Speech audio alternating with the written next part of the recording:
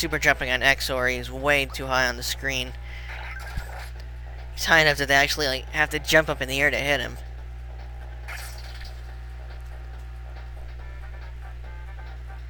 Okay, Mega Drain.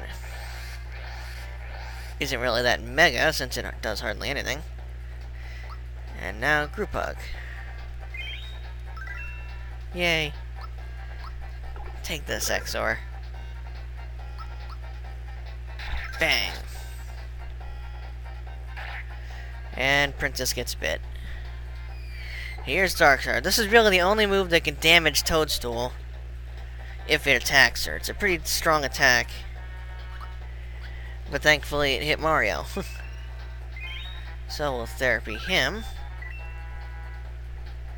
And now the eye is back. It regained itself, so we gotta take it out again before we can hit Exor. And there it goes. When it comes back, it only takes a hit or two to take it out again. And this is the mouth's strongest attack, or one of the strongest at least, as the other eye uses Diamond Saw again. And Bowser survived that one. Alright, so we'll Group Hug. Take that. And he should be going down sooner or later. No, not yet. Whenever I see the mouth sort of drop like that, it makes me think the fight's over, because that's what happens when it's over. The mouth drops real wide, the eyes go spinny, and Exor at the top just like fizzles out. But that's the same thing he does for the magic attack, just not as wide with the mouth anyway. Alright. There it goes. See, he's gone. And then we get sucked inside.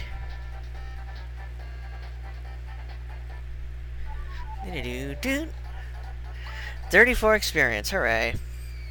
And now we fall helplessly into the dark world. Ah! But Bowser lands on everybody and we get crushed. Or not. And now Geno explains that it looks like that Exor was a contact between the two worlds. Meaning that if we follow this road, we'll find Smithy. But Bowser here doesn't want to do that. He just wanted his castle back, but what he doesn't understand is if we don't take Smithy out, they'll just keep coming through Exor and invading him over and over again. Why he doesn't just remove Exor or destroy it is beyond me. Gwa, I'm gonna rip your stuffing out. And here he is explaining it to him now. Think about it, Bowser. Sword connects the two worlds, right? So if we just pull the sword out of the castle, you won't have any problems. But I'm not going to tell you that. Yeah, so even if we defeat Exor, there will be other stuff on the other side. Is that what you want? Well.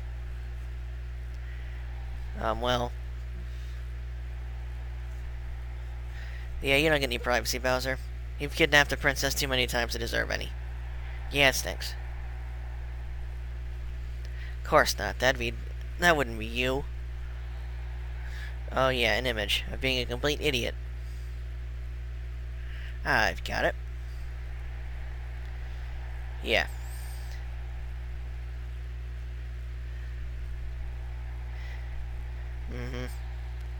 That's about as good as an excuse as telling your friends that you were late because you had to help a pregnant woman who was in labor get to the hospital. Alright.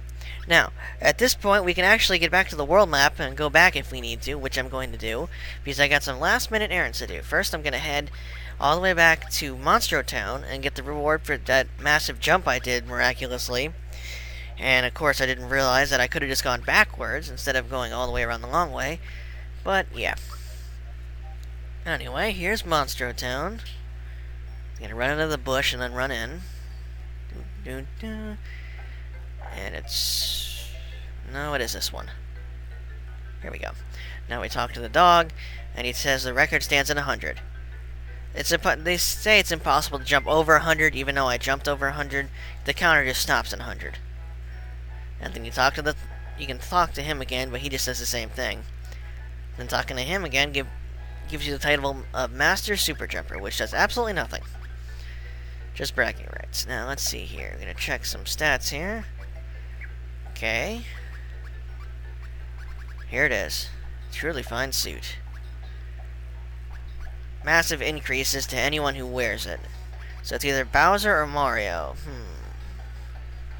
I think I'm gonna give it to Bowser.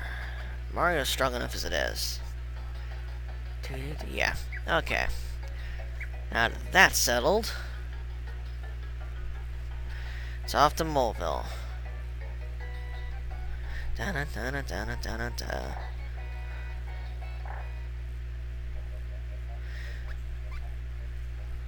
Gonna try and get some more fireworks, which now that I think about it, he may only sell the one part for some reason. Even though I read that the more you buy, the better the ending you get. But just watch. He says he ran out. Oh well. Still something else I can do, and that is an extra little mini game here, where you buy a Game Boy sorted from a Toad here hiding in Mushroom Kingdom, and get to play a little Beetle mini game that does absolutely nothing as well. But it's fun. If you have a turbo controller, you can destroy it, but I'm not going to use one. Darn it, get out of the way, Toad. That was the item shop. That's not what I wanted to do. Here we go. Come back here, and we see this kid with sunglasses, and he keeps telling us to wait. So you just keep pestering him, until finally he wakes up. Well, looks up, rather. And sells it to us for 500 coins. And now he explains what we do.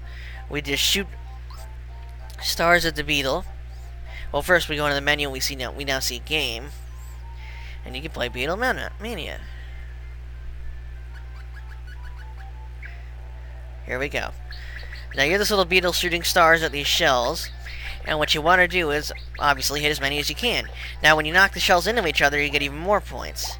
If you get hit like I just did, you have about 3 seconds to quickly mash A, or mash the button to get back up. I believe it's A. It's whatever. Yeah, it's A. Had to look at my keyboard there for a second. My controls are a little different from what normal people would use.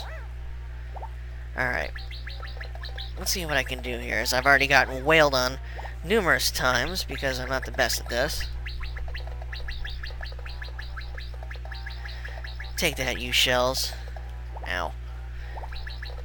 If you actually got something from this, it'd be pretty cool. But sadly you don't. Because I enjoyed this game. Especially when you get further into it, because the shells just come in a mass amount. And it gets really easy to rack up points, because all those shells in there, you hit one and there's just a massive chain, and they knock them all out. But the problem becomes you can't hit the button fast enough, and you wind up getting killed. And you can only die a certain amount of times before you can't get back up anymore, no matter how many times you mash the button. Ouch. Damn, I'm sucking. See how fast they all went down? Darn it, that didn't even hit me. Alright, well, here we go. Bang. Nope, I think that's it. Yeah. That's game. And that's the Beatlemania game. That's like the last thing you can do. Well, it's not really last, since you can do it pretty early in the game, but that's just when I decided to do it. And with that out of the way, we can head back to Bowser's Keep, go through the sword again, which you can do from the map, and head onward into Smithy's factory. The factory isn't that long. As we drop back through here, I'm going to try and run past as many enemies as I can. It gets tricky to get past them, as you'll find out. It's sort of gloomy looking, really. Like the future in Chrono Trigger.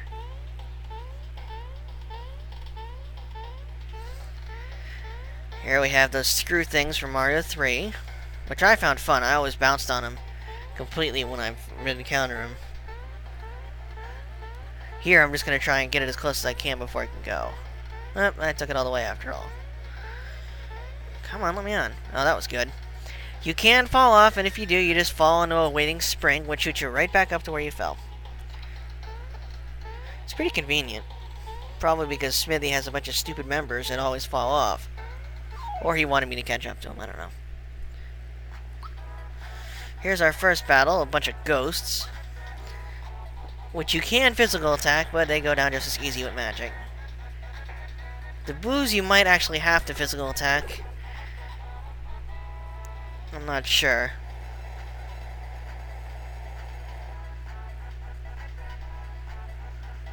Well, I mean not physical attack, magic attack is spaced out. As these Grim Reaper things here do a attack that does nothing. So we'll just wail on them with a frying pan. That should be the way you get rid of everything. If you don't like it, just hit it with a frying pan. Nobody would ever go into a kitchen again. Everybody would just starve to death because they'd be too afraid of getting bludgeoned to death by a frying pan. But it'd be funny. Just walk out of your room one day and see some people getting your family beating the crap out of each other with frying pans. Okay, maybe that wouldn't be that funny, but you know what I mean.